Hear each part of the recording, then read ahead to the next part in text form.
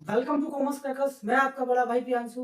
हम class 11th economics पढ़ रहे हैं, जिसमें आज हम सेकेंड चैप्टर स्टार्ट कर रहे हैं, that is central problems of an economy. First chapter हमने दो पार्ट में कंप्लीट किया, जिसमें बेसिकली हमने इकोनॉमिक्स और इकोनॉमी का मीनिंग समझा, दो में डिफरेंस हमने डिस्कस किया। अगर आपने फर्स्ट चैप्टर नहीं देखा है तो आप एक बार फर्स्ट चैप्टर देखेंगे। दो क्लासेस में हमने खत्म किया है, ताकि आपको इकोनॉमिक्स और इकोनॉमी दोनों में डिफरेंस क्लियर हो सके। आज हम सेकंड चैप्टर स्टार्ट कर रहे हैं, जिसका नाम है central problems of an economy. Economy की सेंट्रल प्रॉब्लम्स पढ़ने से पहले हमें यह पता होना चाहिए कि इकोनॉमिक प्रॉब्लम्स व्हाट, हम किन समस्याओं को आर्थिक समस्याएं कह रहे हैं। तो आर्थिक समस्याओं का अर्थ है मौजूदा संसाधनों को विभिन्न उपयोगों के बीच कैसे इस्तेमाल किया जाए, ताकि लोगों को ज्यादा से ज्यादा संतुष्ट किया जा सके और कम खर्चे में ज्यादा से ज्यादा उत्पादन यानी कि प्रोडक्शन किया जा सके। इसी को हम आर्थिक समस्या कह रहे हैं। ठीक है, एक बार और सुनिए। मैंने कहा मौजूदा संसाधनों को विभिन्न उपयोगों के बीच कैसे इस्तेमाल किया जाए, ताकि लोगों को ज्यादा से ज्यादा संतुष्ट किया जा सके और कम खर्चे में ज्यादा से ज्यादा प्रोडक्शन किया जा सके। ठीक है, तो लिखेंगे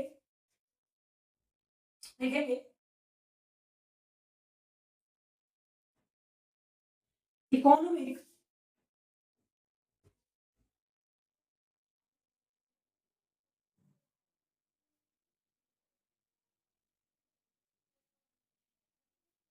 economic problems involving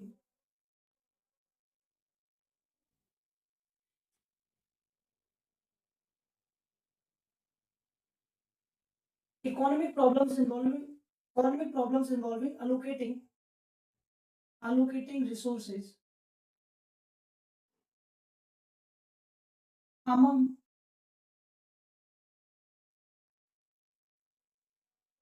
various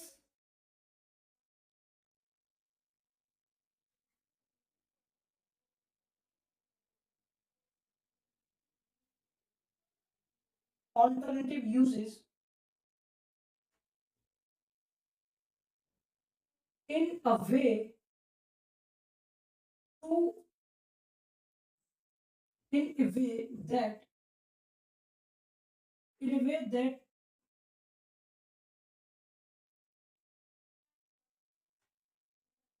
maximizes maximizes satisfaction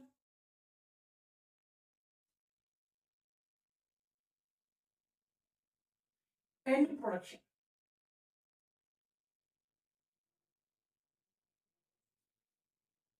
is called economic problem।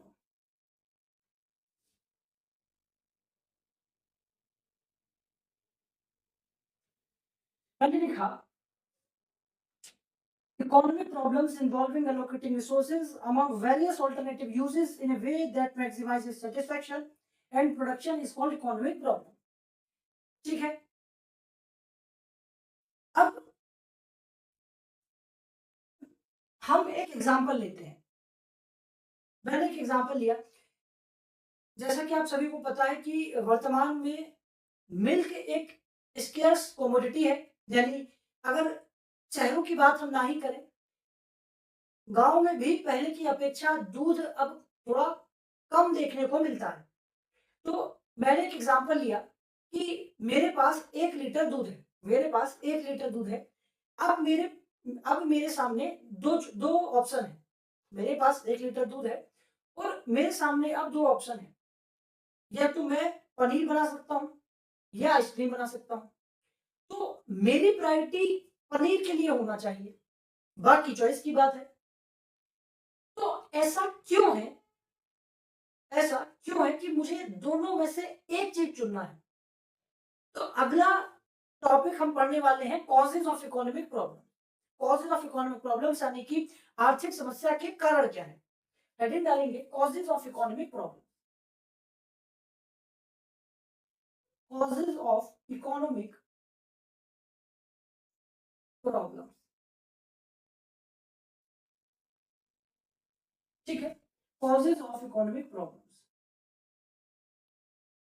यानी कि आर्थिक समस्या के क्या कारण है।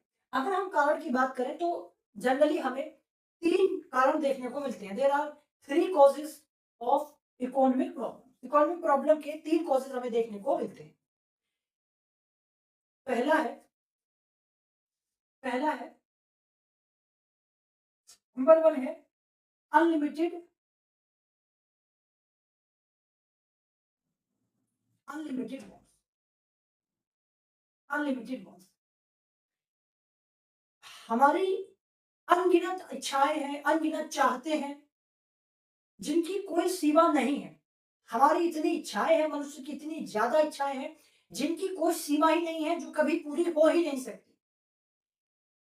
हम वो चीज भी चाहते हैं जिस चीज की हमें जरूरत है, हम वो चीज भी चाहते हैं जिस चीज की हमें जरूरत नहीं है, और हम उस चीज की भी इच्छा रखते हैं कि हमें उस चीज की जरूरत तो है, लेकिन अगर वो चीज हमें ना मिले तो ऐसा नहीं है कि बहुत ज्यादा ही फर्क पड़ेगा।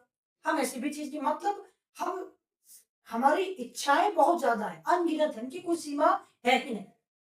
तो पहला कारण है अनलिमिटेड वॉन्ट्स। पहला कारण क्या है? पहला कारण है अनलिमिटेड वॉन्ट्स। ठीक है, तो पहला कॉज है अनलिमिटेड वॉन्ट्स। दूसरा कॉज मैंने लिखा लिमिटेड लिमिटेड, या मैं कह सकता हूं स्केर्स मीन्स। ठीक है, लिमिटेड या स्केर्स मीन्स।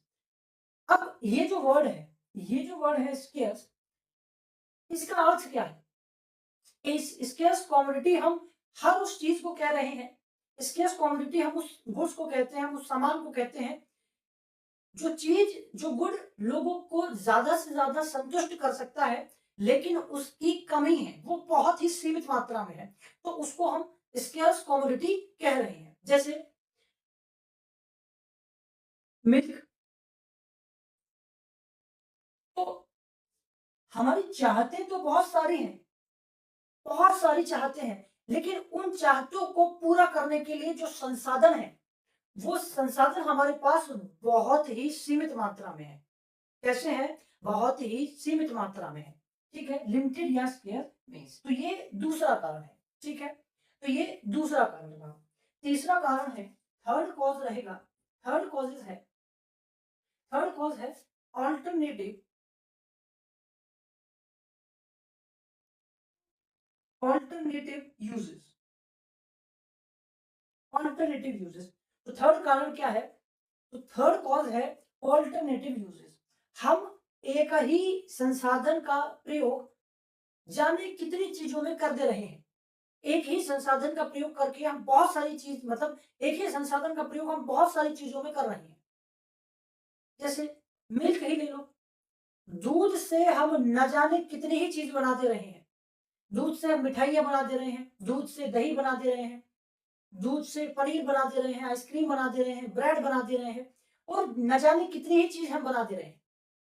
तो अगर अगर मुझसे कोई पूछे अगर मुझसे कोई पूछे तो मैं एक लाइन में ये कहूंगा कि economic problem is a problem of choice.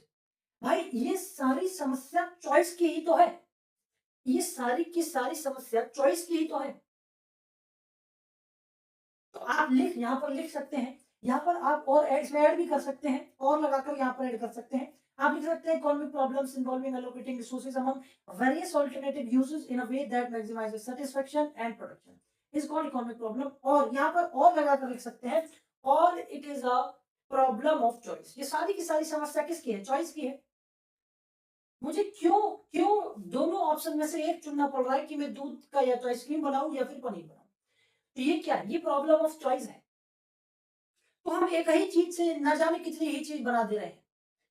तो यहाँ पर हमें ये चूज करना है कि क्या हमारे लिए मिठाई जरूरी है, आइसक्रीम जरूरी है, या ब्रेड जरूरी है?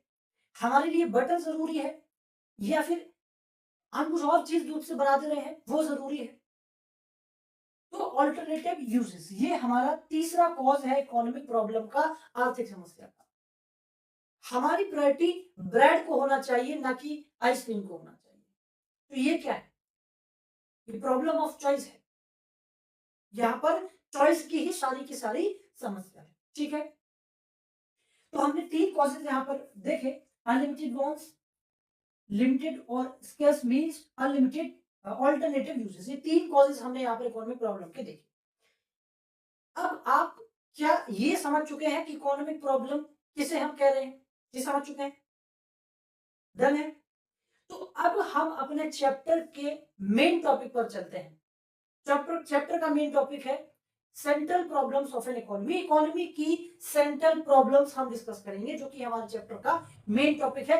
आपको ये समझना काफी जरूरी था कि इकोनॉमिक प्रॉब्लम क्या है। इकोनॉमिक प्रॉब्लम क्या है, आपको ये समझना बहुत जरूरी था, ठीक है।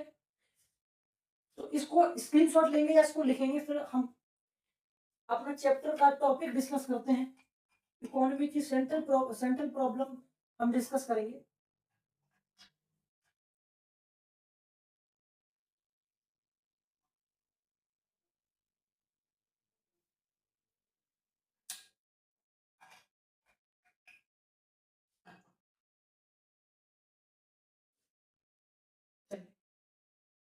अब हम बात करेंगे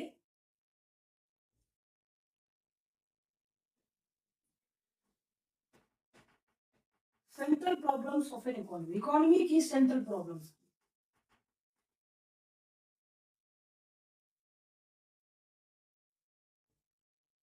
तो किसी भी इकोनॉमी की 3 सेंट्रल प्रॉब्लम होती है। हर एक इकोनॉमी की 3 सेंट्रल प्रॉब्लम होती है। कौन सी 3 सेंट्रल प्रॉब्लम? पहली है, 3 सेंट्रल प्रॉब्लम होती है, what to produce, how to produce, for whom to produce. तो ये 3 सेंट्रल प्रॉब्लम्स होती हैं किसी भी इकोनॉमी की। What to produce, how to produce, for whom to produce, किसका उत्पादन करना है, कैसे करना है और किसके लिए करना है। तो ये 3 समस्या होती हैं जिन्हें हम सेंट्रल प्रॉब्लम कह रहे हैं, ठीक है। What to produce, how to produce, for whom to produce, क्या किसका उत्पादन करना है, कैसे करना है और किसके लिए करना है, अमीर के लिए करना है, गरीब के लिए करना है, किसके लिए करना है, ठीक है। तो ये 3 सेंट्रल प्रॉब्लम है, एक एक करके हम तीनों को डिस्कस करेंगे। पहले मैंने लिखा how, what to produce, what to produce.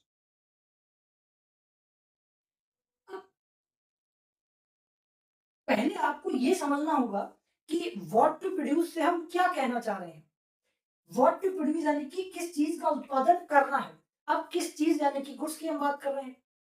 और अगर हम तमाम गुड्स को बांट दें, अगर हम तमाम गुड्स को बांट दें तो हम बेसिकली 4 कैटेगरी में गुड्स को बांट सकते हैं। पहली पहली पहली हम बांटेंगे, पहली कैटेगरी में हम बांट सकते हैं कंज्यूमर गुड्स। कौन से गुड्स? Consumer goods. पहली कैटेगरी में हम बांट सकते हैं कंज्यूमर गुड्स। कंज्यूमर गुड्स कौन से गुड्स होते हैं, बताएंगे एक बार। कंज्यूमर गुड्स कौन से गुड्स होते हैं? तो कंज्यूमर गुड्स होते हैं आपके फूड, फूड एक कंज्यूमर गुड्स है। और क्या हो जाएगा? क्लोथ, क्लोथ एक कंज्यूमर गुड्स है। बुक, बुक बुक्स के बाद आप लिखेंगे वीट, ईटीसी। तो ये हमारे हो गए कंज्यूमर गुड्स, ये हमारे हो गए कंज्यूमर गुड्स। फिर हम गुड्स को बांट सकते हैं कैपिटल गुड्स में। अगला लिखेंगे कैपिटल गुड्स, अगला हम लिखेंगे capital goods.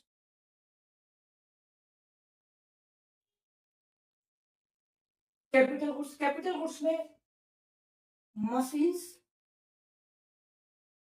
machines and equipments,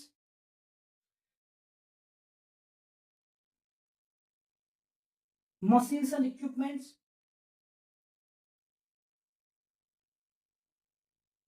vehicles, buildings,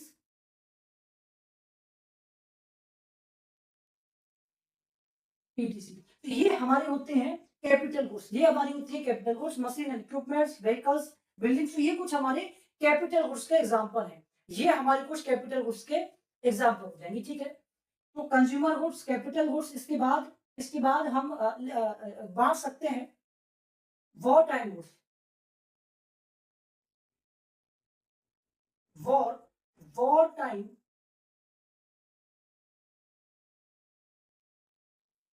war time goods, यानी कि युद्ध के समय जिन गुड्स का, जिन सामान का, जिन चीजों की जरूरत होती है युद्ध के दौरान, तो वॉर टाइम गुड्स किसकी बात कर रहे हैं हम बात कर रहे हैं वॉर टाइम गुड्स। किसकी? War time goods. आप जानते हैं war time goods, war time goods कौन से हो सकते हैं? वॉर टाइम गुड्स में आप लिखेंगे rifles, rifles guns, rifles guns, tanks, aircraft, aircraft, bombs. तो ये क्या हो जाएंगे? ये हो जाएंगे वॉर टाइम गुड्स, ये हो जाएंगे वॉर टाइम गुड्स। और फोर्थ हम बांट सकते हैं पीस टाइम गुड्स। फोर्थ हम बांट सकते हैं पीस टाइम गुड्स। फोर्थ हम बांट सकते हैं peace time goods, peace time goods. Peace time goods में basically bread and butter, bread and butter.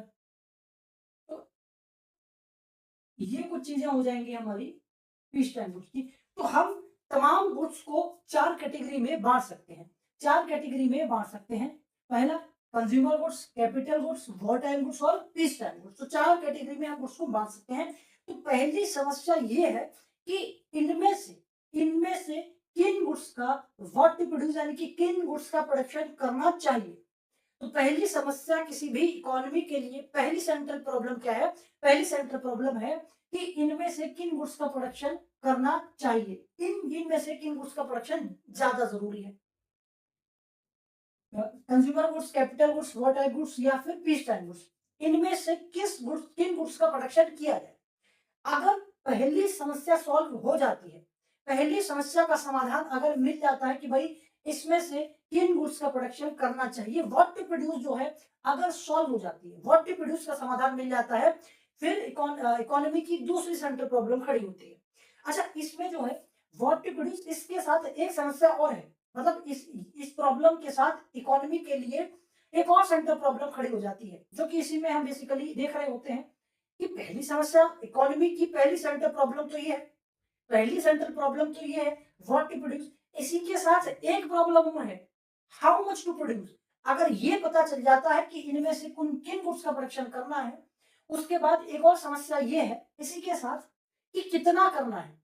तो व्हाट टू प्रोड्यूस, इसी में एक समस्या और है हाउ मच टू प्रोड्यूस, कितना प्रोडक्शन करना है। भाई अगर कंज्यूमर गुड्स का करना है तो कितना करना है, कैपिटल गुड्स का करना है तो कितना करना है, वॉर टाइम गुड्स का करना है तो कितना करना है, पीस टाइम गुड्स का करना है तो कितना करना है।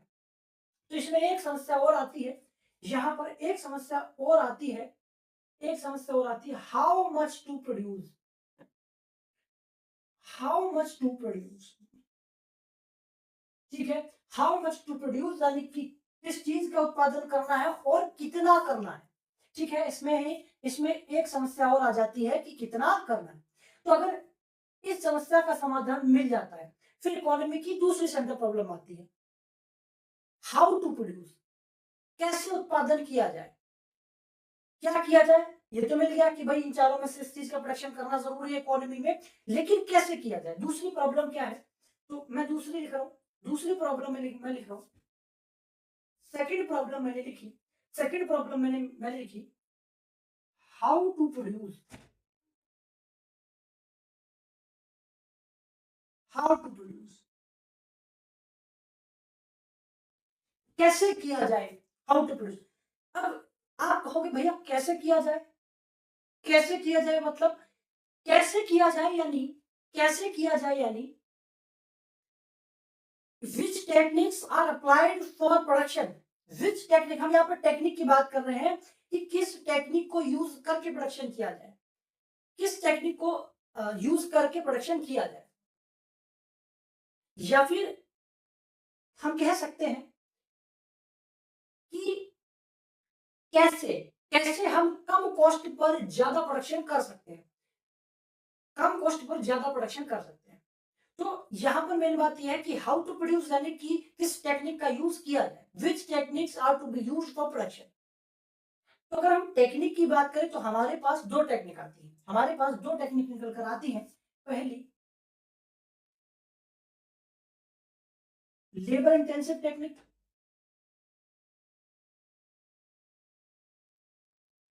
लेबर इंटेंसिव टेक्निक, और दूसरी है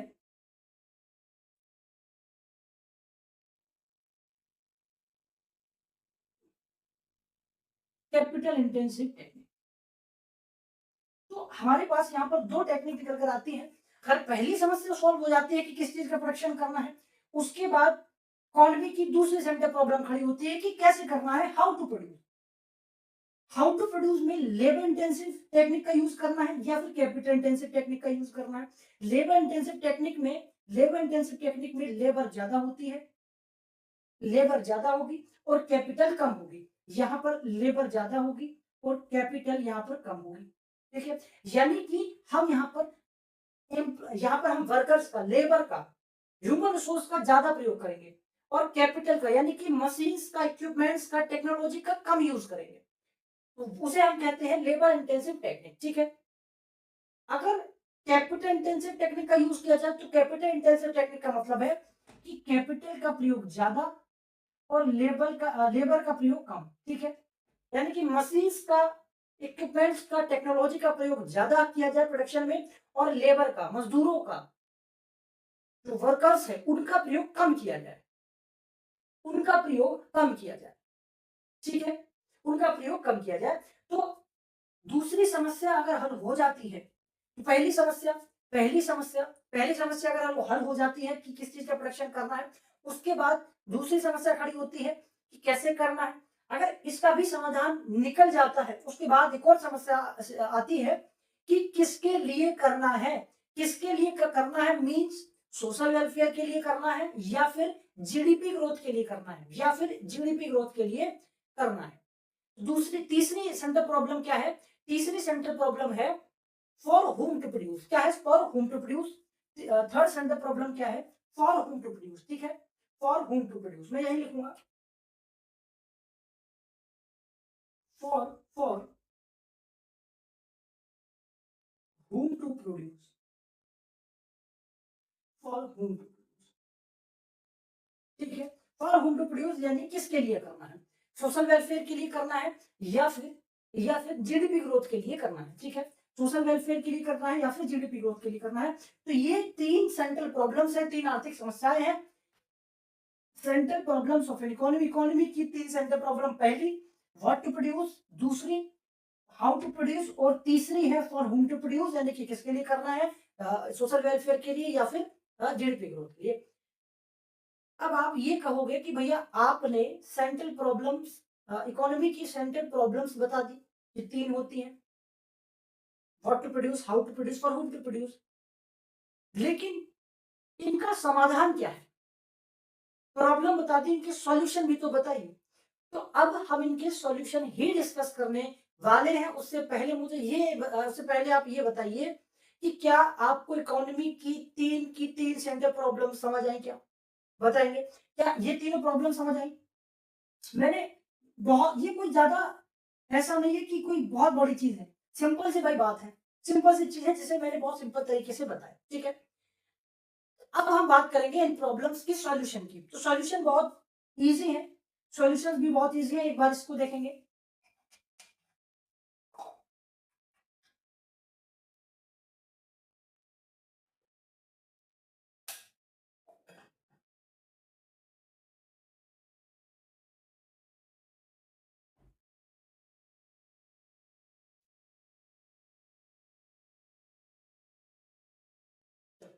तो अगर हम सॉल्यूशन की बात करें, हेडिंग डालेंगे, हेडिंग डालेंगे solutions of central problems, central problems in different economy, in different economies जी, अलग अलग इकोनॉमी में अलग सॉल्यूशन हो सकता है। ठीक है, solutions of central problems in different economies. ठीक है, solutions of central problems in different economies.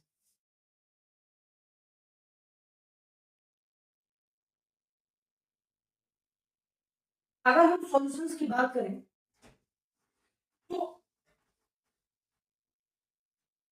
मैंने आपको एक फर्स्ट चैप्टर के सेकंड पार्ट में जब मैं आपको इकोनॉमी बता रहा था तब मैंने आपको इकोनॉमी के टाइप बताए थे, इकोनॉमी आर थ्री टाइप, जिसे मैंने डिटेल में बताया था कि इकोनॉमी 3 प्रकार की होती है। कौन सी कितनी प्रकार की? 3 प्रकार की मैंने आपको बताई थी। अगर आपने फर्स्ट चैप्टर नहीं देखा है तो एक बार फर्स्ट चैप्टर देखेंगे ताकि आपको थोड़ी सी मदद मिल सके। अगर आप फर्स्ट चैप्टर अच्छे से पढ़े हैं तो कोई भी जरूरत नहीं है उस वीडियो को, उस क्लास को देखने की। अगर आपको इकोनॉमी की और इकोनॉमिक्स की मीनिंग अच्छे से आती है तो कोई भी आवश्यकता नहीं है टाइम वेस्ट करने की, ठीक है। तो यहाँ पर देखेंगे, अगर आपको इकोनॉमी के टाइप पता है कि इकोनॉमी 3 प्रकार की होती है, कौन कौन सी होती है, तो यहाँ पर ध्यान देंगे। अगर हम सॉल्यूशंस की बात कर रहे हैं कि सेंटर प्रॉब्लम्स के सॉल्यूशन क्या है, तो सेंटर प्रॉब्लम की वही 3 सॉल्यूशन है। पहला, मार्केट इकोनॉमी। मार्केट इकोनॉमी, अब आपको आपको ये पता होगा कि मार्केट इकोनॉमी, पहले मुझे इसका नाम बताएंगे एक बार, मुझे एक बार इसका नाम बताएंगे कि मार्केट इकोनॉमी को और क्या कहा जाता है। तो मार्केट इकोनॉमी को फ्री इकोनॉमी भी कहा जाता है। क्या? मार्केट इकोनॉमी को फ्री इकोनॉमी भी कहा जाता है। फ्री इकोनॉमी, ये मैंने फर्स्ट चैप्टर के सेकंड पार्ट में बताया है जब मैं आपको उसमें इकोनॉमी पढ़ा रहा था, ठीक है। तो मार्केट इकोनॉमी को फ्री इकोनॉमी भी कहा जाता है। मार्केट इकोनॉमी कौन सी इकोनॉमी होती है बताएंगे एक बार। तो मार्केट इकोनॉमी वो इकोनॉमी होती है जिसमें सारे डिसीजन जो है कौन लेता है? मार्केट लेता है। प्रोडक्शन से रिलेटेड, प्राइस से रिलेटेड, इन्वेस्टमेंट से रिलेटेड सारे डिसीजंस कौन लेता है? सारे डिसीजंस डिमांड के बेस पर, सप्लाई के बेस पर सारे डिसीजन कौन लेता है? मार्केट लेता है। सारे डिसीजन प्रोड्यूसर लेता है, किसमें? सिर्फ मार्केट इकोनॉमी में। तो ये बेस्ट सोल्यूशन है अगर अगर किसी इकोनॉमी में जीडीपी ग्रोथ करना है, अगर किसी भी इकोनॉमी में जीडीपी ग्रोथ की जरूरत है तो ये बहुत बढ़िया सॉल्यूशन है कि एक मिक्स्ड इकोनॉमी में जो तीनों समस्याएं हैं उन तीनों समस्याओं को किसके ऊपर छोड़ दिया जाए? उन तीनों समस्याओं को मार्केट इकोनॉमी पर छोड़ दिया जाए। अब ऐसा क्यों? अब आपका सवाल होगा भैया ऐसा क्यों? तो ऐसा इसलिए कि हम जानते हैं कि मार्केट इकोनॉमी में सारे डिसीजंस प्रोड्यूसर लेता है, सारे डिसीजन प्रोड्यूसर लेता है, और प्रोड्यूसर हमेशा ये कोशिश करता है कि उसको ज्यादा से ज्यादा प्रॉफिट हो सके, ज्यादा से ज्यादा प्रॉफिट हो सके और कम से कम उसकी कॉस्ट लगे प्रोडक्शन में। तो ज्यादा से ज्यादा प्रोडक्शन हो ताकि ज्यादा से ज्यादा उसको प्रॉफिट हो जाए, और कम खर्चा हो तो कम खर्चे में ज्यादा प्रोडक्शन हो जाए। तो हर एक प्रोड्यूसर ये कोशिश करेगा। दूसरा, मार्केट इकोनॉमी में सारे डिसीजन कौन लेता है? प्रोड्यूसर लेगा, मार्केट लेगा। तो एक प्रोड्यूसर हमेशा ये कोशिश करेगा कि वो लेबर इंटेंसिव टेक्निक को अप्लाई ना करके कैपिटल इंटेंसिव टेक्निक को अप्लाई करे। वो हमेशा क्या करेगा? वो कैपिटल इंटेंसिव टेक्निक को यूज करेगा ताकि प्रोडक्शन में कॉस्ट कम आए और प्रोडक्शन ज्यादा हो जाए। तो ये बेस्ट सोल्यूशन है। अगर किसी इकोनॉमी की जीडीपी ग्रोथ कम है तो जीडीपी ग्रोथ इंक्रीज करने के लिए वो तीनों तीनों प्रॉब्लम किस पर छोड़ देना चाहिए? मार्केट इकोनॉमी पर छोड़ देना चाहिए, ठीक है। तो ये हुआ पहला सोल्यूशन। दूसरी इकोनॉमी होती है कंट्रोल इकोनॉमी। दूसरी कौन सी इकोनॉमी होती है? Control economy. कंट्रोल इकोनॉमी, अच्छा। अगर अगर किसी इकोनॉमी में जो एम्प्लॉयमेंट रेट है वो काफी कम है, यानी कि बेरोजगार की संख्या बहुत ज्यादा है, बेरोजगारी का जो दर है वो काफी ज्यादा है, तो अगर किसी इकोनॉमी में सोशल वेलफेयर पर काम करना है, अगर सोशल वेलफेयर पर काम करना है, अगर एम्प्लॉयमेंट रेट बढ़ाना है, तो ऐसी इकोनॉमी में जो तीनों समस्याएं हैं, जो तीनों इकोनॉमिक प्रॉब्लम्स है, what to produce, how to produce, how to produce, इन तीनों समस्याओं को कैसी इकोनॉमी पर छोड़ देना चाहिए? कंट्रोल इकोनॉमी पर छोड़ देना चाहिए। क्योंकि आपको पता है कि कंट्रोल इकोनॉमी में सारे डिसीजंस कौन लेता है? सारे डिसीजंस कौन लेगा? सारे डिसीजंस गवर्नमेंट लेगी, और गवर्नमेंट हमेशा सोशल वेलफेयर पर काम करेगी। तो वो वहां पर कैपिटल इंटेंसिव को यूज ना करके लेबर इंटेंसिव टेक्निक को अप्लाई करेगी प्रोडक्शन में, ताकि प्रोडक्शन ज्यादा हो ना हो, लेकिन एम्प्लॉयमेंट ज्यादा से ज्यादा लोगों को मिल सके। तो ऐसी इकोनॉमी में तीनों जो प्रॉब्लम है वो कहाँ छोड़ देना चाहिए, कंट्रोल इकोनॉमी के ऊपर छोड़ देना चाहिए। बात समझ आ रही है? क्या आप बात समझ पा रहे हैं? ठीक है। अच्छा, तीसरी इकोनॉमी आपको पता है, कि तीसरी इकोनॉमी होती है मिक्स्ड इकोनॉमी।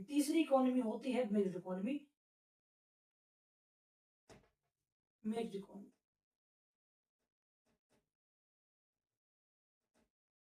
तीसरी इकोनॉमी होती है मिक्स्ड इकोनॉमी, जो कि भारत की इकोनॉमी कौन सी इकोनॉमी है, मिक्स्ड इकोनॉमी है। तो एक बार मुझे ये बता देंगे कि भारत में मिक्स्ड इकोनॉमी को कब अपनाया गया था, मुझे ये बता देंगे।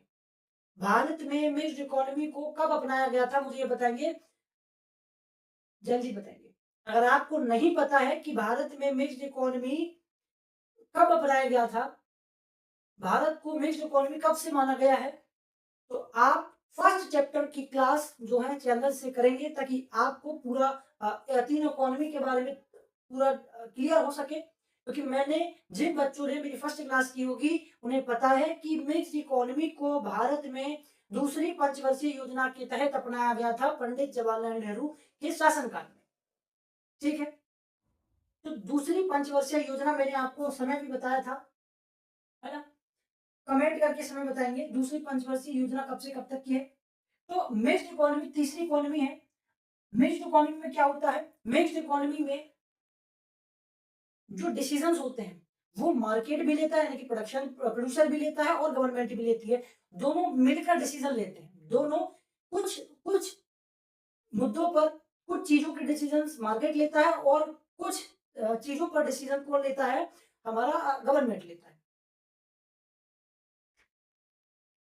ठीक है। तो भारत की इकोनॉमी एक मिक्स्ड इकोनॉमी है। तो ऐसी इकोनॉमी जहां पर जीडीपी ग्रोथ भी करना है और सोशल वेलफेयर भी जरूरी है, जहां दोनों जरूरी है वहां इन तीनों समस्याओं को किसके ऊपर छोड़ देना चाहिए, मिक्स्ड इकोनॉमी पर छोड़ देना चाहिए। तो यही तीनों सॉल्यूशन हो जाएंगे। क्या हो जाएंगे? ये तीनों सॉल्यूशन हो जाएंगे। ठीक है। ये तीनों क्या हो जाएंगे? ये तीनों सॉल्यूशन हो जाएंगे। आज के लिए इतना ही। मिलते हैं नेक्स्ट पार्ट में। अगर आपको क्लास से कुछ सीखने को मिलता है, आपको आज की क्लास से कुछ सीखने को मिला, तो आप लाइक करके जाएंगे, और कोई भी डाउट है उसके लिए आप कमेंट कर सकते हैं। मिलते हैं नेक्स्ट पार्ट में, तब तक के लिए टाटा बाय बाय, जय हिंद।